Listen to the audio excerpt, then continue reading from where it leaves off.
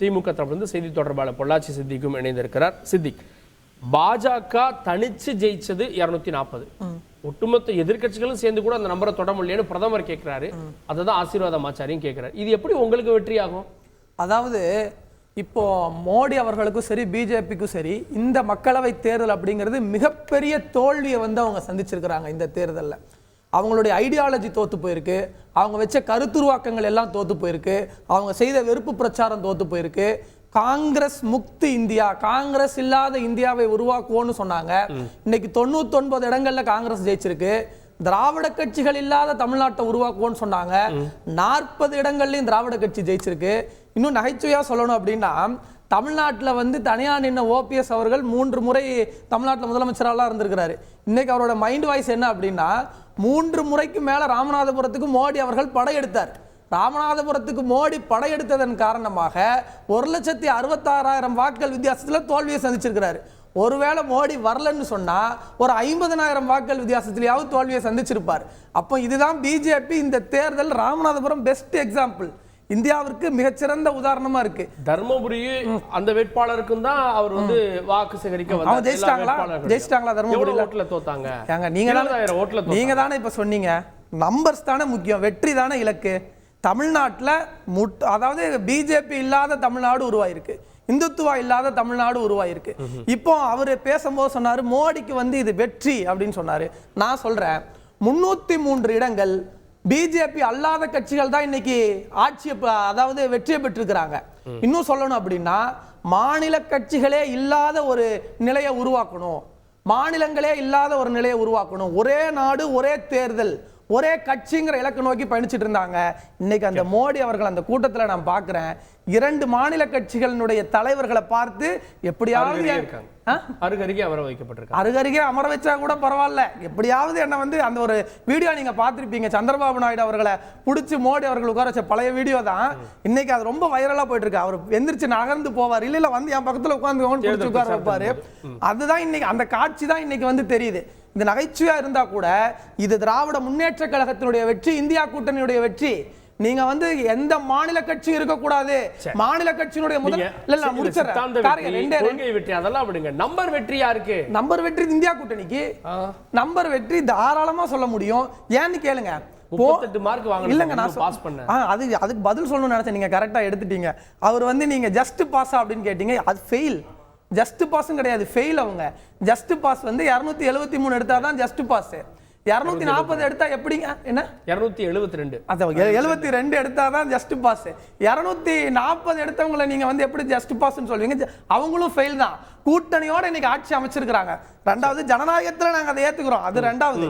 ஆனா அவங்க சொல்லிட்டு இருந்தாங்கல்ல, இப்போ எப்படி இது தோல்வி அப்படின்னு கேட்டீங்க. நான் முடிச்சிடறேன். 303 இடங்களை பெற்றிருந்த பிஜேபி இன்னைக்கு 240 இடங்கள் தான் பெறாங்க அப்படின்னு சொன்னா 63 இடங்கள் எங்க போச்சு? இந்தியா கூட்டணி கிட்ட வந்திருக்குது, இல்லைன்னா எதிர்கட்சி கிட்ட வந்திருக்குன்னு வச்சுக்குவோம். அப்ப பிஜேபி வேண்டாங்கிறதான இந்தியாவுடைய ட்ரெண்டா இருந்திருக்கு. பிஜேபியோ மோடியோ பேசின, ஏங்க உத்தரப்பிரதேசத்தை எடுத்துக்கங்க, 40 இடங்களுக்கு மேல இந்தியா கூட்டணி வெற்றி பெற்றிருக்கு. இவர் சொன்ன மாதிரி தான், காங்கிரஸ் நண்பர் சொன்ன மாதிரி தான், இந்த ராமர் கோயிலை வைத்து தான் வெறுப்பு பிரச்சாரத்தை உண்டாக்குனாங்க, அந்த இடத்துல மோடியை வீழ்த்தி இருக்கிறாங்க அப்படின்னு சொன்னா இந்தியா முழுவதும் ஒரே ட்ரெண்ட். மோடியினுடைய வெறுப்பு பிரச்சாரத்தின் தோல்வி, பிஜேபி ஐடியாலஜியின் தோல்வி, இந்தியா கூட்டணியின் வெற்றி. கேட்போம் திரு லட்சுமணன் அவர்கள்ட்ட. 2 பேருமே இந்த முறை அதை வெற்றியா பாக்குறாங்க. ஆனா 2 பேர் முகத்துல வெற்றி களிப்பும் இருக்கு, அதே இடத்துல ஒரு இளையோடைய சோகமும் இருக்கிறது.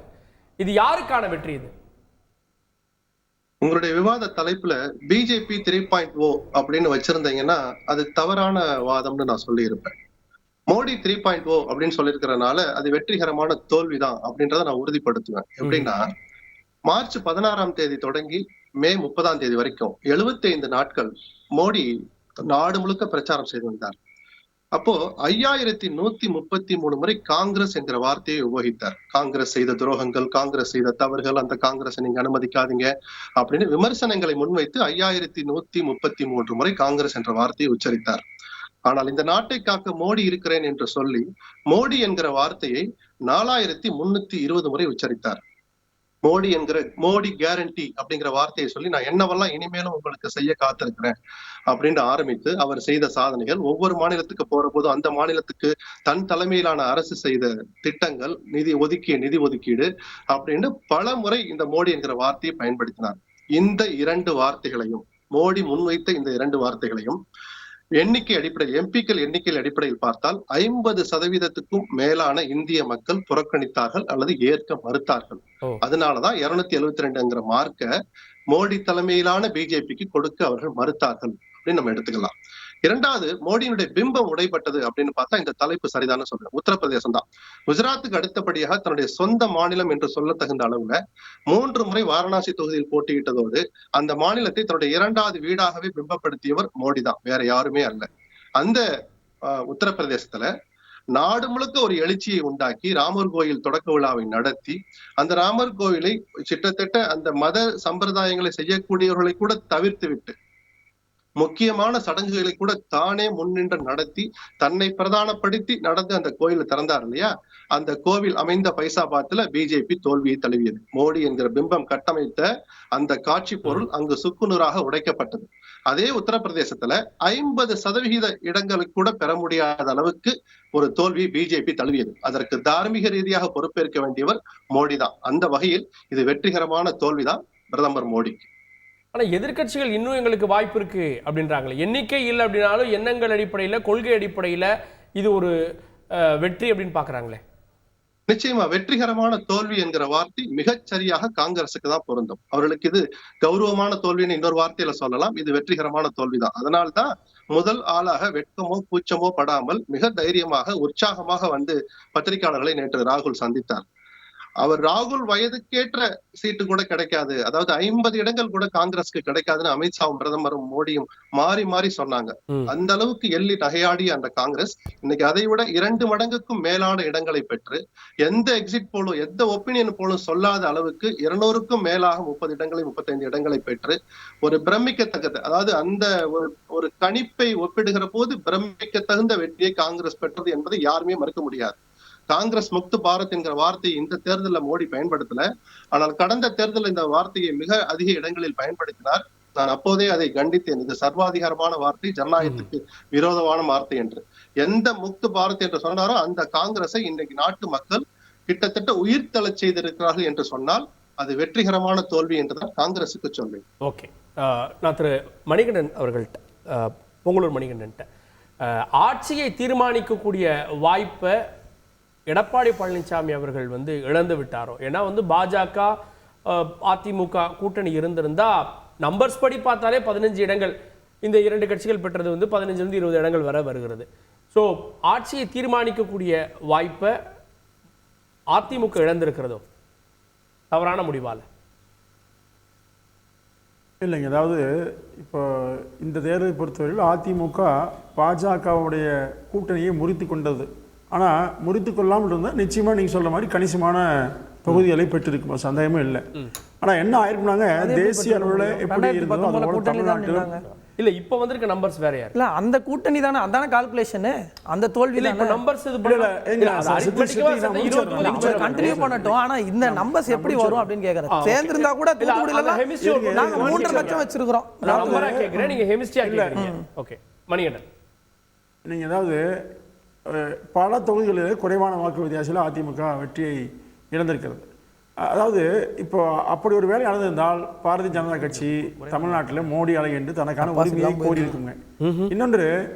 இன்னொன்று ஒருபுறம் 2 ஆண்டு காலம் அதிமுகவில் உட்கட்சி பிரச்சனை மட்டுமே இருந்தது. அதற்காகவே கட்சியை தக்க வைத்துக் கொள்வதற்காக போராட வேண்டிய நிலை, நீதிமன்றத்துக்கு, தேர்தல் ஆணையத்துக்கு, இப்படி ஒவ்வொரு நாளும் பத்திரிகையில், ஊடகங்களில் தினசரி பொதுமக்கள் மத்தியில் இதே செய்தி. அப்போ இந்த மாதிரியான சூழ்நிலையை அதிமுக மிக தைரியமாக எதிர்கொண்டு திரு எடப்பாடி பழனிசாமி அவர்கள், நிச்சயமாக சொல்கிறேன், இது அவருக்கு மிகப்பெரிய வெற்றியை தான் கருதுறேன். என்ன காரணம்னா, இவ்வளவு நெருக்கடிகளுக்கு மத்தியிலும் 21% வாக்குகளை அவர் தனியாக நின்று வாங்கி காட்டியிருக்கிறார். இப்போ அதிமுகவை பிளவுபடுத்த வேண்டும். இப்போ ஒன்று நீங்கள் அதிமுகவை எதிரியாக நினைச்சவங்க எல்லாமே திமுகவை எதிர்கொண்டு போராட்டமோ கருத்துக்களோ சொல்லாமல் அதிமுகவின் வாக்குகளை சிதைப்பிலேயே குறியா இருந்தாங்க. திரு அண்ணாமலை ஆகட்டுங்க, திரு இப்போ பன்னீர்செல்வமோ, திரு தினகரனோ, மற்றவர்களோ அதிமுகவின் வாக்குகள் மீது மட்டுமே குறிவைத்துக் கொண்டு அதை சிதைப்பதற்கான முழு முயற்சி எடுத்தாங்க. அவங்க தங்களை தானே அதிமுகன்னு சொல்றாங்க. தினகரன் தனி கட்சி தொடங்கினாலும் இந்த கட்சி மூலமாக அதிமுகவை மீட்பேன்றதா அவர் கட்சி தொடங்கினப்ப சொன்னது இல்ல. அதாவது தங்களை அதிமுக என்று சொல்லிக்கொண்டு அதிமுகவுக்கு உரிமை கோரிக்கொண்டு அவர்கள் யாரை எதிர்கொள்ள வேண்டும்ங்க? திமுகவை எதிர்த்து போராட வேண்டும், களம் காண வேண்டும். ஆனா அவர்கள் செய்தல என்ன? அதிமுகவை மட்டுமே குறிவைத்து அதிமுக மீது பழி போட்டு அதிமுகவை சிதைப்பதற்கான அனைத்து பேச்சுக்களையும் போராட்டங்களையும் செயல்பாடுகளையும் தொடர்ந்து கொண்டே வந்தாங்க. அப்ப இதையெல்லாம் மீறி ஒருவர் ஒரு தனித்த நபர் தனித்த ஒற்றைத்தலை வந்த பிறகு மிகப்பெரிய அளவில் இந்த தேர்தலை சந்தித்து இவ்வளவு வாக்குகளை பெற்றிருக்க என்பது மிகப்பெரிய விஷயம். 21% வாக்குகளை அதிமுக பெற்றிருக்கிறது. இப்ப நீங்க இந்த நிலையில அதிமுகவுக்கு ஒரு நல்ல ஒரு பரீட்சை, நல்ல ஒரு பாடம், படிப்பினை, நிச்சயமாக இந்த பாடத்தை, இந்த பரீட்சையை, படிப்பினையை உள்வாங்கிக் கொண்டு 2026 இந்த தோல்விகளுக்கான காரணம் என்ன, எங்கெல்லாம் பாதிப்பு என்று எடுத்துக்கொண்டு அதிமுக நிச்சயமாக களம் கொண்டு 26 ஆட்சி பிடிக்குங்க. இப்போ பாரதிய ஜனதா கட்சி திரு அண்ணாமலை அவர்கள் தலைமை தாங்கிய பிறகு அவர் உடனடியாக தமிழ்நாட்டில் உடனடியாக ஆட்சிக்கு வருப்ப நீங்க இன்னைக்கு கூட பேட்டி பார்த்திருப்பீங்க. ஒடிசா உட்பட பல மாநிலத்தை வந்து ஒப்பிட்டு பேசினார். ஒப்பிட்டு 26 ஆட்சி ஒப்பிட்டு பேசினார். அப்போ அந்த ஒப்பீடெல்லாம் பார்த்தீங்கன்னா ஒரு 0ல இருந்தா 1 வந்தா 2 வந்தா, அது 2019 தேர்தலும் பாருங்க, 2014 பாருங்க. 2014 இதே நிலைமை. பாரதிய ஜனதா கட்சி இதே மாதிரி திரு சிபி ராதாகிருஷ்ணன் மிகப்பெரிய ஓட்டு வாங்கினாரு. திமுக 3ஆம் இடத்துக்கு பல தொகுதியில் போச்சு. ஆனா திமுக என்னாச்சுங்க? அடுத்த தேர்தலில் ஆட்சிக்கு வருது. அப்போ அதிமுக திமுக என்கிறதை தாண்டி இங்க தமிழ்நாட்டு களம் இல்லை என்பதை அண்ணாமலை மீண்டும் மீண்டும் உணர மறுக்கிறார். இப்ப நீங்க இந்த தேர்தல்ல நீங்க வந்து பெர்சன்டேஜா சொல்றீங்க, நான் வாக்குகளா சொல்றேன். 88 லட்சம் ஓட்டுகளை 35 தொகுதிகளில் இரட்டை சின்னத்துல அதிமுக வாங்கியிருக்கு. 23 தொகுதிகளில் நின்ன பாஜக 48 லட்சம் ஓட்டுகளை வாங்கியிருக்கு. சரிசம வாக்குகளை, பாதி வாக்குகளை வாங்கியிருக்கு சார். அதிமுகவின் பாதி பலத்துல இன்னைக்கு பாஜக இருக்குன்னு ஏன் உணர மறுக்கிறீங்க? நீங்க 2014 இதே பாஜக தலைமையில இப்போ இருக்கிற கூட்டணியே எல்லாமே இருந்ததுங்க. 18% வாங்கினாங்க அன்னைக்கு 2014 மோடி முதல் முறையாக வந்த போது. அப்போ என்னாச்சு பாருங்க, அதுக்கு அடுத்து என்னாச்சு? அதாவது இது வந்து இந்த வாக்குகளாக வந்தது என்பது மிக தெளிவாக சொல்றேங்க. தமிழ்நாட்டை பொறுத்தவரையில் அதிமுக திமுக இரண்டுக்கும் தான் மிக சரிசமமான வாக்கு வங்கி உண்டு. அதாவது இந்த 2 கட்சிகளும் வேண்டாம் என்கிற ஒரு 20% வாக்கு வங்கிகள் எப்போதுமே உண்டு. அந்த வாக்கு வங்கிகள் ஒவ்வொரு தேர்தல் மாறுங்க. அதைத்தான் அதை ஒட்டித்தான் பல சில கட்சி உருவாச்சு, எத்தனையோ கட்சி உருவாச்சு, காணாம போச்சு, கரைஞ்சது. அப்போ அந்த வாக்குகள் யாரை வைத்து தீர்மானிக்கிறதோ அதை ஒட்டித்தான் இந்த மாதிரி வருங்க. இன்னைக்கு குறிப்பா சொன்னா மோடியா அல்ல ராகுல் காந்தியா எங்க நிலைப்பாடு இடையில அதிமுக குறுகிய பாஜக வெளியே வந்த நிலையில் அதிமுக யாரை பிரதமராக முன்னிறுத்தும் என்ற கேள்வி இன்னும் பல்வேறு குற்றச்சாட்டுகளை 2 பேரும் மாறி மாறி வைத்து அதிமுகவுக்கான வாக்கு வங்கி சிதைத்தார்கள் என்பதை உண்மை ஒழிய அதிமுகவுக்கு இது தோல்வியே அல்ல. நான் ஒரே சொல்லுங்க கேட்பது லட்சுமணன் அவர்கள்ட்ட, வெளியேறி போனவங்கள அதிமுக வாக்குகளையே குறி வச்ச சூழல்லையும் இந்த வாக்குகளை தக்க வச்சிருக்கிறது ஒரு பெரிய சாதனை அப்படின்னு பாக்குது அதிமுக. கிட்டத்தட்ட ஒரு 20 நாள் 25 நாள் ரொம்ப விகரசா நடந்த போது ஓபிஎஸும் சரி தினகரனும் சரி தங்களுடைய பிரச்சாரத்துல எந்த இடத்துலயும் எடப்பாடியை விமர்சித்து பேசியது இல்ல. அதிமுக எங்களுக்கு சொந்தம்னு சொன்னதில்லை. நாங்கள் அடைய போற வெற்றியின் மூலமாக அதிமுகவை கைப்பற்றுங்கிற வார்த்தையை எங்கேயுமே பயன்படுத்தினது இல்ல. விமர்சனம் எல்லாம் நான் சொல்லி முடிச்சிடறேன். அண்ணாமலை சொன்ன வார்த்தை நான் சொன்ன இந்த 2 பேர் வாயில இருந்து அந்த வார்த்தை வரல. அவருடைய விமர்சனம் எல்லாம், அவருடைய பிரச்சாரம் எல்லாம் திமுகவுக்கு எதிராக இருந்தது. மோடி பிரதமராக வேண்டும் என்று அவருடைய சாதனையை சொன்னதாகத்தான் இருந்தது. 2வது, அதிமுகவை எதிர்த்து இவர்கள் களமாடலாமாங்கிறாங்க. எந்த கொம்பன் வந்தாலும் அதிமுகவை ஆட்டவோ அசைக்கவோ முடியாது. ஆர்பி உதயகுமார் தொடங்கி எடப்பாடி வரைக்கும் சொன்னாங்களே. அப்ப அண்ணாமலை பார்த்து நீங்க ஏன் பயப்படணும்? டிடிவி பார்த்து எதுக்காக பயப்படணும்? ஓபிஎஸ் பார்த்து ஏன் பயப்படணும்? சரி, அந்த ஓபிஎஸ் அதிமுகவை எதிர்க்கலாமான்னு கேட்கிறாரு. அந்த ஓபிஎஸ் எதிர்க்கிறதுக்கு எங்கிருந்தோ தேடி பிடிச்சு 5 ஓபிஎஸ்கள் அழைச்சிட்டு வந்தது யாருன்னு மணிகண்டனுக்கும் தெரியும். எதுக்காக அதை செஞ்சீங்க? அப்படி செஞ்சு அதிமுக ஓபிஎஸ் கெஞ்சுவாரா இல்ல கொஞ்சுவாரா? சொல்லுங்க சார். அவர் எதிர்த்துதான் களமாடுவார். அப்படி 5 ஓபிஎஸ்களை நிறுத்திய பிறகும் ஒரு நாள் கூட அதிமுகவுக்கு எதிராக ஓபிஎஸ் பிரச்சாரம் செய்யவே இல்லை. அவருடைய நோக்கம் எல்லாம் தான் ஜெயிக்கணும் இருந்தது. மோடியின் கருத்தை பலப்படுத்தும் சொன்னார். மோடியை மீண்டும் பிரதமராக தான் சொன்னாரே தவிர அதிமுகவுக்கு எதிரான வாதங்களை வைக்கல. 2வது, இது எடப்பாடிக்கு கிடைச்ச வெற்றிங்கிறார். மிக நிச்சயமாக இல்லை, இது படுதோல்வின்னு தான் சொல்லுவேன். இதே 40க்கு 40 தோல்வி ஜெயலலிதாவும் சந்திச்சார். எடப்பாடி ஜெயலலிதா அல்ல.